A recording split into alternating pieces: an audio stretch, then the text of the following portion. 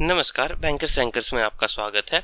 आज के इस वीडियो में हम देखेंगे कि एसएससी मल्टीटास्किंग नॉन टेक्निकल के एग्जाम को 45 दिनों की तैयारी में किस तरीके से क्रैक किया जाए। शेड्यूल ऑफ एग्जाम में हम ये जानने की कोशिश करते हैं कि एग्जाम कब होगा और उसका रिजल्ट आने की संभावना कब है।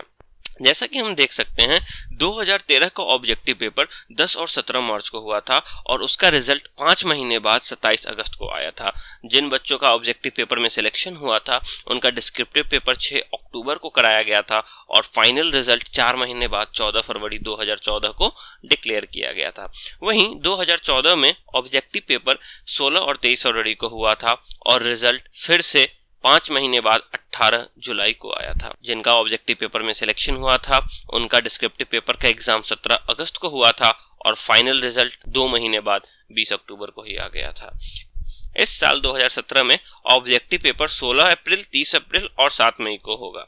रिजल्ट का टेंटेटिव डेट अभी डिक्लेयर नहीं किया गया है, बट पिछले साल के कंपेयर में आप कह सकते हैं कि कम से कम 4 से 5 महीने लगेंगे ऑब्जेक्टिव पेपर रिजल्ट डिक्लेयर होने में। अब बात करते हैं क्वेश्चन पेपर के पैटर्न की। ऑब्जेक्टिव पेपर में कुल मिला के 150 नंबर के क्वेश्चंस आते हैं 150 मार्क्स के। इसमें टोटल 4 सेक्शंस होते हैं।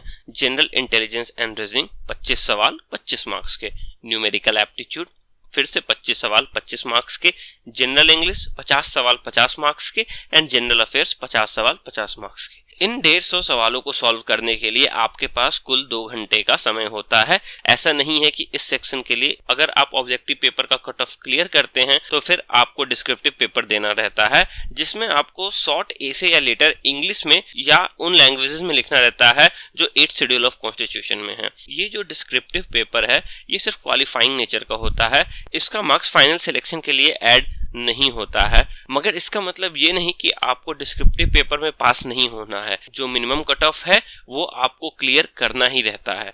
जनरली 50 में से 25 मार्क्स का कट ऑफ जाता है जनरल कैटेगरी के लिए। इन 50 मार्क्स के सवाल के लिए आपके पास 30 मिनट का समय होता है। अब हम पिछले 3 सालों की वैकेंसी से कुछ निष्कर्ष निकालने की कोशिश करेंगे। एसएससी मल्टीटास्किंग का एग्जाम डिफरेंट जोन वाइज होता है, तो डिफरेंट जोन में डिफरेंट स्टेट आते हैं और डिफरेंट स्टेट्स की डिफरेंट वैकेंसीज होती है। इस साल 2016 और 17 के एडवर्टाइजमेंट में वैकेंसीज स्पेसिफाई कर दी गई है, जबकि पिछले साल 2013 और 14 में वैकेंसीज पहले एडवर्टाइजमेंट में स्पेसिफाई नहीं की जाती थी। ये जो वैकेंसीज है वो रिजल्ट डिक्लेयर होने के बाद बताई जाती थी। तो जैसा कि हम देख सकते हैं कि 2016-17 में पिछले साल के कंपेयर में नंबर ऑफ वैकेंसीज ज्यादा है। सबसे ज्यादा वैकेंसीज दिल्ली में है। अनरिजर्व के लिए 1534, ओबीसी के लिए 966, एससी के लिए 162, एसटी के लिए 202। इस वीडियो में हमने 2016 और 17 के हर एक जोन के हर एक स्टेट की वैकेंसी दिखाई है, मगर दुर्भाग्यपूर्ण 2013 और 2014 के हर एक स्टेट की वैकेंसी अवेलेबल नहीं है। तो जिन स्टेट्स की वैकेंसी मालूम चली है वो हमने यहाँ पे दर्शाया है। तो आप अपने करस्पॉन्डिंग स्टेट की वैकेंसी जहां आपने अप्लाई किया है अपने स्टेट के सामने जाके देख सकते हैं। किसी भी एग्जाम की तैयारी करने के लिए हमें ये चीज मालूम होना चाहिए कि पिछले साल इस एग्जाम का कट ऑफ कितना गया था, ताकि हम कम से कम उतने मार्क्स लाने की कोशिश करें। ये चीज हमें प्रीवियस ईयर कट ऑफ से मालूम चलता है। तो आइए देखते हैं पिछले 2 सालों का कट ऑफ क्या रहा। यहाँ पे हम ऑब्जेक्टिव पेपर का कट ऑफ दर्शा रहे हैं। जैसा कि हम देख सकते हैं कि वर्ष 2013 में करीब यूपी और बिहार के जोन में 3,19,000 कैंडिडेट्स अपीयर हुए थे। वहीं 2014 में यह नंबर ऑलमोस्ट डबल हो गया, 6,26,525 हो गया। तो उम्मीद है कि इस साल 2016 में ये नंबर और बढ़ेगा, यानी 9 से 10 लाख के करीब हो जाएगा। यानी कंपटीशन टफ होते ही जा रहा है। अब हम यह भी दे सकते हैं कि 2013 में जनरल कैटेगरी का कट ऑफ यूपी में 95 गया था और 2014 में यह बढ़ के 102 हो गया है। वैसे ही बिहार में यह 89 गया था और 2014 में बढ़ के ये 112 हो गया है। यानी कि जैसे जैसे नंबर ऑफ कैंडिडेट्स बढ़ रहे हैं वैसे वैसे कट ऑफ भी बढ़ रहा है। और क्योंकि इस साल भी नंबर ऑफ कैंडिडेट्स बढ़ने की पूर्ण संभावना है, इसीलिए कट ऑफ इंक्रीज होने की 100% गारंटी है। तो आपको कम से कम 110 मार्क्स का कट ऑफ अज्यूम करके ही अपनी तैयारी करनी चाहिए। अब आप जिस स्टेट से हैं उस स्टेट के करस्पॉन्डिंग पिछले साल का कट ऑफ इन टेबल से देख सकते हैं।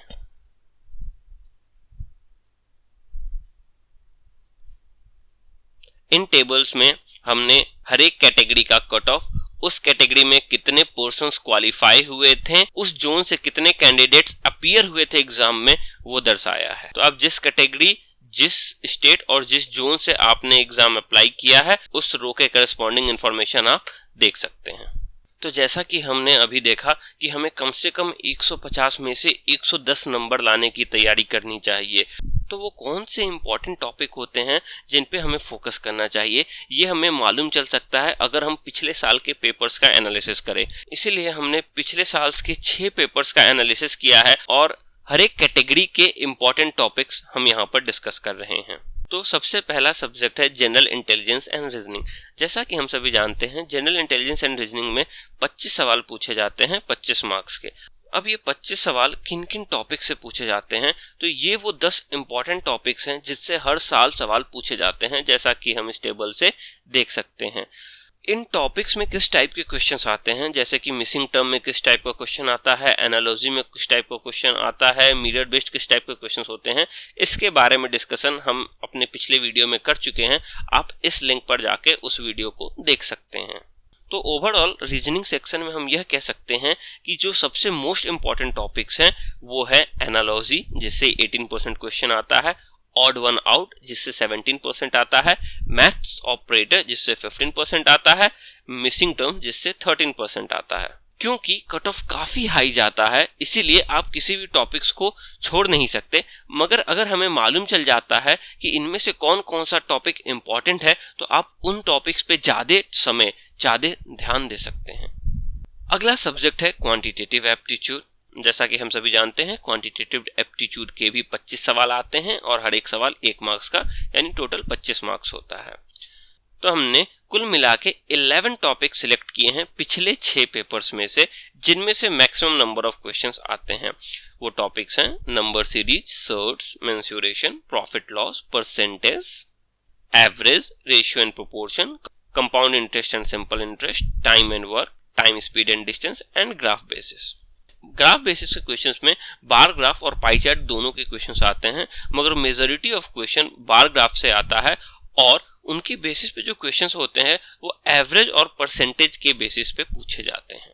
इस पाई चार्ट से हम यह कह सकते हैं कि क्वांटिटेटिव एप्टीट्यूड के सबसे इंपॉर्टेंट टॉपिक्स होते हैं profit and loss 25%, time speed and distance 11%, number series 10%, mensuration 10%, ratio 10%, percentage 8%, time and work 8%, average 8%। अगला सब्जेक्ट है इंग्लिश। इंग्लिश से कुल मिला के 50 सवाल पूछे जाते हैं, हर एक सवाल 1 नंबर का होता है और 50 नंबर का सवाल पूछा जाता है। इंग्लिश में हमने कुल मिला के 10 इंपॉर्टेंट टॉपिक सेलेक्ट किया है। टॉपिक्स हैं items and phrases, sentence improvement, one word substitution, correct spelling, reading comprehension, sentence error, word grammar substitution, synonyms, antonyms and cloze test. अब इन टॉपिक में किस तरीके का क्वेश्चन पूछा जाता है, मतलब सेंटेंस एरर में कैसा क्वेश्चन पूछा जाता है, साइनोनिम्स में कैसे क्वेश्चन पूछे जाते हैं, क्लोज टेस्ट में कैसे क्वेश्चन पूछे जाते हैं, ये चीज आप हमारे इस वीडियो पे जाकर देख सकते हैं। इस पाई चार्ट से हम यह कंक्लूड कर सकते हैं कि इंग्लिश के इंपॉर्टेंट टॉपिक्स हैं word grammar based substitution, sentence error, ये दोनों 17% वेटेज कंसिस्ट करते हैं, one word substitution 10%, sentence improvement 10%, correct spelling 11%। इस पाई चार्ट से हम ये भी कंक्लूड कर सकते हैं कि अगर आपका वोकैबुलरी पार्ट स्ट्रांग है तो आप 42% क्वेश्चन अटेम्प्ट कर सकते हैं, 10% वन वर्ड सब्स्टिट्यूशन से, 11% करेक्ट स्पेलिंग से, 7% क्लोज टेस्ट से, 7% एंटोनिम से एंड 7% साइनोनिम से। और अगर आपका ग्रामर पार्ट स्ट्रांग है तो आप 44% क्वेश्चंस इजीली अटेम्प्ट कर सकते हैं, 17% वर्ड ग्रामर सब्स्टिट्यूशन से, 17% सेंटेंस एरर से एंड 10% सेंटेंस इंप्रूवमेंट से। तो इंग्लिश में मैक्सिमम मार्क स्कोर करने के लिए आपको 2 पार्ट, ग्रामर पार्ट और वोकैबुलरी पार्ट, दोनों की तैयारी साइमल्टेनियसली करनी चाहिए। अगला सब्जेक्ट है जनरल अवेयरनेस। जनरल अवेयरनेस के भी 50 सवाल आते हैं और हर सवाल 1 मार्क्स का होता है, यानी टोटल मिला के 50 मार्क्स। जनरल अवेयरनेस के हमने 8 इंपॉर्टेंट टॉपिक सेलेक्ट किए हैं, computer science, current affairs, geography, civics, history, economics and miscellaneous topics. अब सिविक्स के अंदर किस टाइप्स के क्वेश्चन पूछे जाते हैं या हिस्ट्री इकोनॉमिक्स के अंदर किस टाइप के क्वेश्चन पूछे जाते हैं, ये आप हमारे वीडियो से देख सकते हैं जो पहले बताया गया है। इस पाई चार्ट से हम यह कंक्लूड कर सकते हैं कि जनरल अवेयरनेस के सबसे इंपॉर्टेंट टॉपिक्स होते हैं साइंस 36% वेटेज कंसिस्ट करता है, हिस्ट्री 17%, जियोग्राफी 14%। तो जब भी आप जनरल अवेयरनेस की तैयारी करें तो इन 3 टॉपिक्स को सबसे ज्यादा वेटेज। अगर आपको हमारा यह वीडियो पसंद आया तो प्लीज इस वीडियो को लाइक करें एवं अपने महत्वपूर्ण सुझाव कमेंट के रूप में हमें दें और हमारे चैनल बैंकर्स एंकर्स को सब्सक्राइब करें। एसएससी मल्टीटास्किंग असिस्टेंट से रिलेटेड और जानकारी के लिए आप हमारे व्हाट्सएप ग्रुप को ज्वाइन कर सकते हैं।